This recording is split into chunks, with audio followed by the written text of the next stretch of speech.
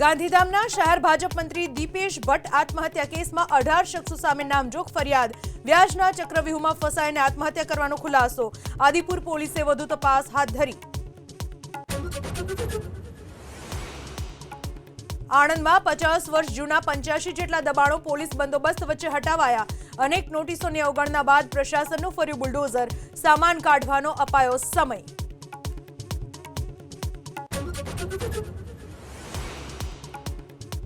ફાઇનલને લઈને હોટેલના ભાવમાં ધરખમ વધારો. તાજ સ્કાયલાઇનનું ભાડું 2 લાખની પાર. મોટાભાગની હોટેલમાં એક દિવસના ભાવ 50,000 કરતાં વધુ, છતાં અનેક હોટેલ હાઉસ ફૂલ.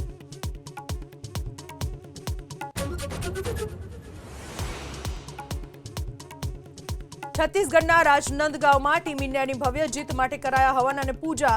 આંતરરાષ્ટ્રીય મહિલા દિવસે મહિલાઓએ શનિધામ પહોંચીને ટીમ ઇન્ડિયા માટે કરી પ્રાર્થના.